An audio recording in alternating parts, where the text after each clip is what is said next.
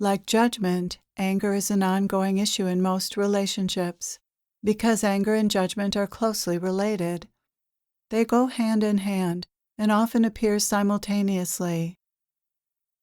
Anger both precedes and follows judgment.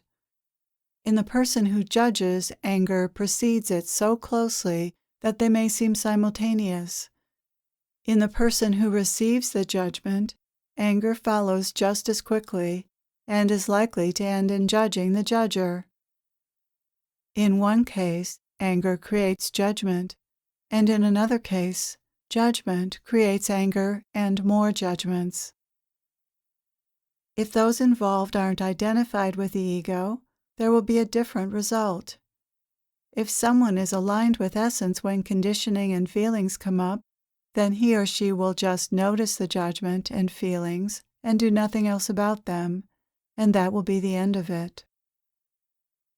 Or, if the recipient of anger and judgment remains identified with essence and doesn't react to the anger and judgment, then that will be the end of it as well, because it's very difficult for someone delivering anger and judgment to remain in that state when the recipient doesn't join in.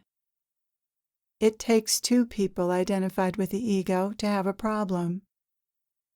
If either one can remain identified with essence, then anger and judgment will have no impact on the relationship.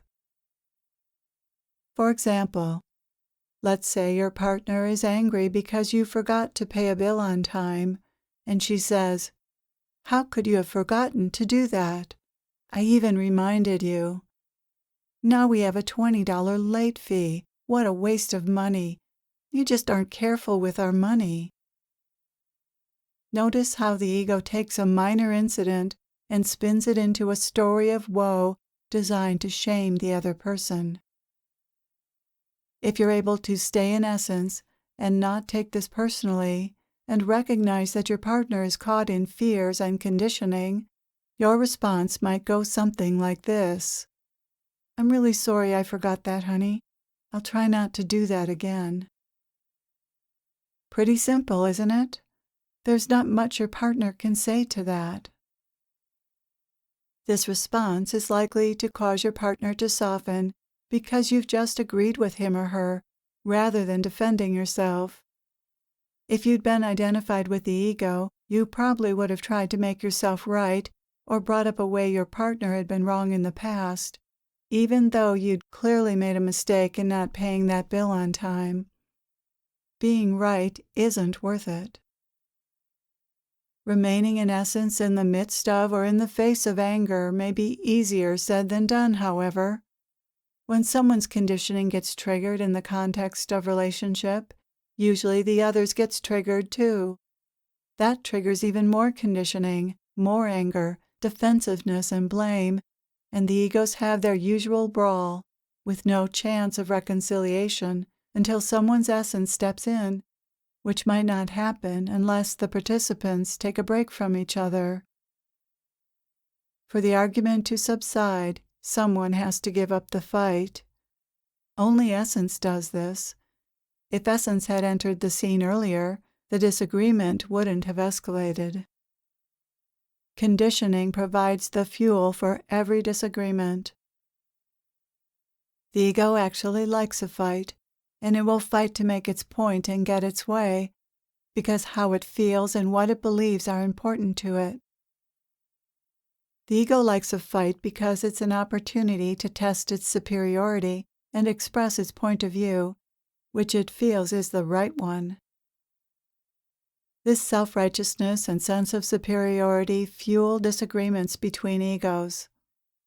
Both egos feel superior and self-righteous about their particular points of view. If the other were easily won over, there would never be a problem. But there are two egos in every relationship, and they behave similarly. Having a point of view also gives the ego a sense that it exists. When it battles to get its point across, it's also battling to exist in a sense, because without a point of view, the ego doesn't exist. After all, what else is the ego but a point of view? The ego is the sense of being separate, and having a point of view gives it a sense of separateness and individuality. Our particular point of view comes from our conditioning, which is composed of rules, shoulds, beliefs, opinions, and other ideas. In relationships, this conditioning gets expressed in judgments, which are often stated as conclusions about someone.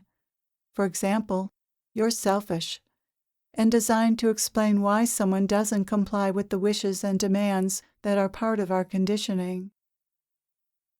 These conclusions are not facts, but our point of view. They're stories we make up about someone. Anger and self-righteousness, the conviction that we're right, fuel these judgments and provide us with the energy to fight over them. Here's how anger and judgment cause differences in conditioning to get out of hand. Conditioning comes up with a statement such as, "He shouldn't leave his dishes in the sink." Watch out for those should statements. Then anger and self-righteousness come up around this statement, and you form a judgment, conclusion about the other. "You're a slob," or "You're inconsiderate," or "You're lazy," depending on your current perspective. Telling this story makes you even angrier. Then you search your memory for other incidents to support your claim, and you get even angrier. Now you're so angry you can't contain your anger, and you have to tell your partner what you think of him. What you say next doesn't have much to do with the dishes in the sink.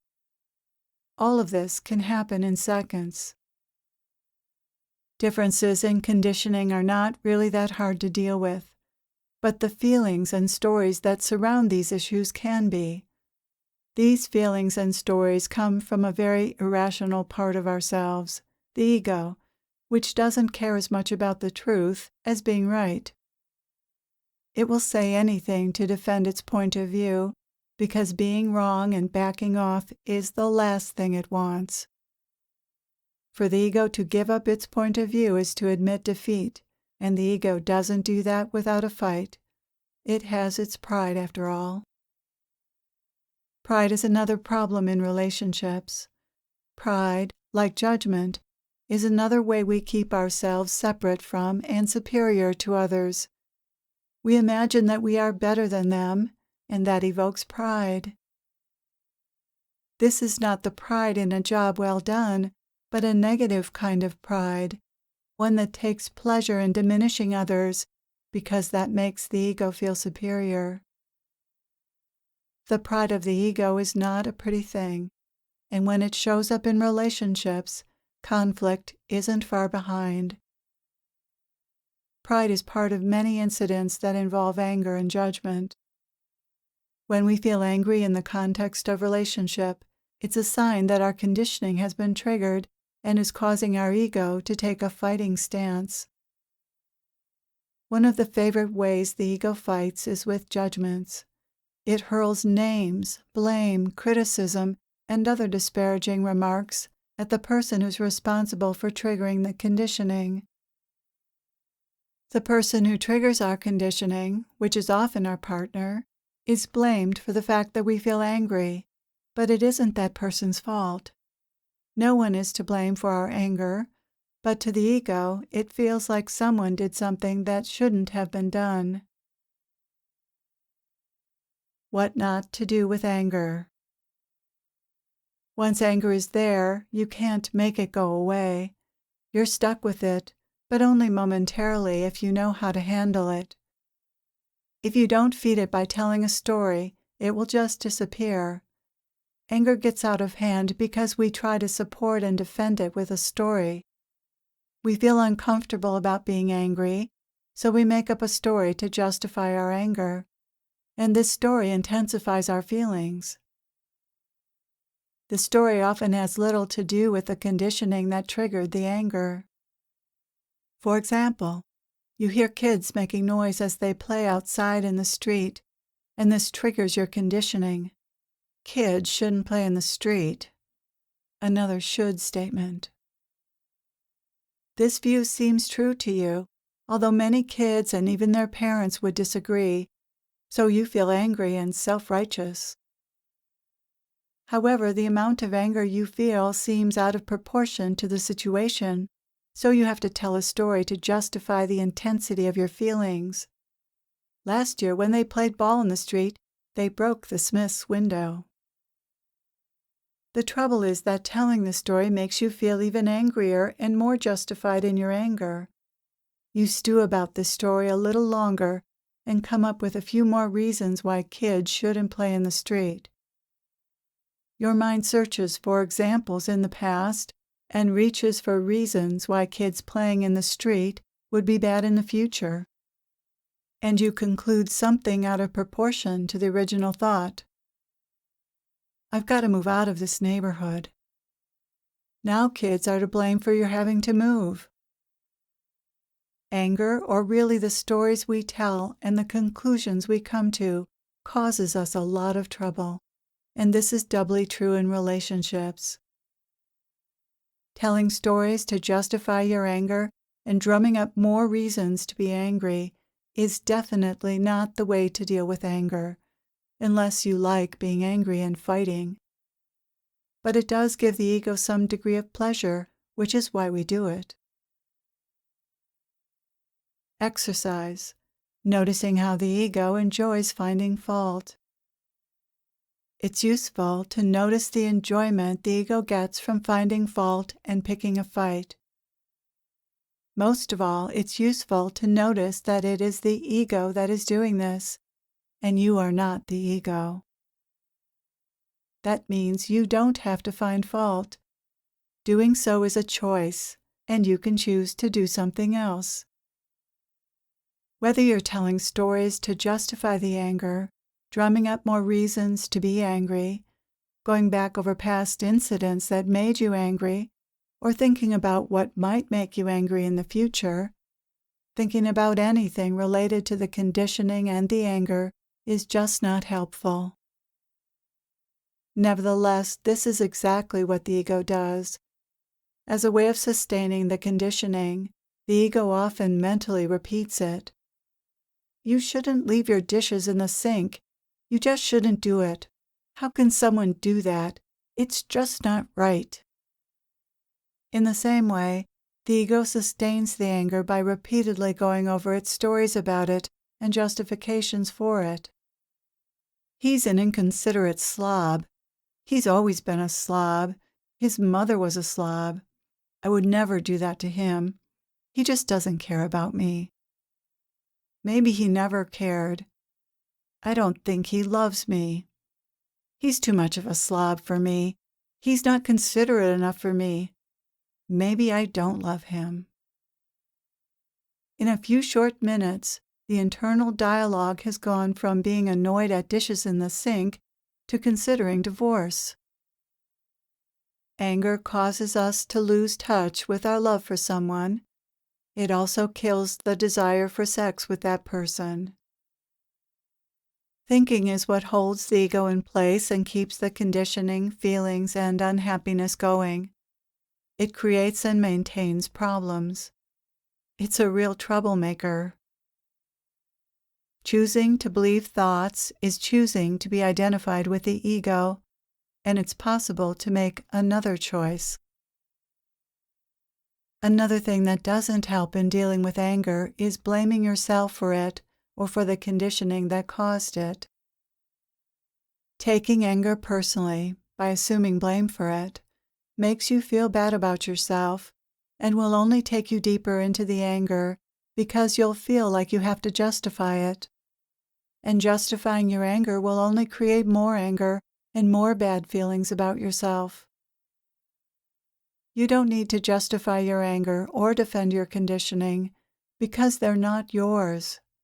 They don't belong to you, to the real you, but to the false self. You are only responsible for what you do with your feelings once they're there. Just as it's not helpful to blame yourself for your anger, it's not helpful to blame others for theirs either. The ego's strategy for feeling better about being angry is to make up stories to justify it and to blame others for it. This just creates more anger and bad feelings all around. By blaming someone else, we involve another person who also has an ego and its own conditioning, judgments, and bad feelings, and that's just more trouble. Contrary to common belief, it's also not helpful to share your anger with your partner. The general assumption about anger is that if we don't do something about it or talk about it, we aren't dealing with it. But unfortunately, most of what we do or say about our anger is destructive to relationships. You may think that telling your partner when you're angry is healthy, but that's a misconception. It's far better to notice the anger, take responsibility for it, and not dump it on or even try to process it with your partner, because doing so doesn't serve the anger or the relationship.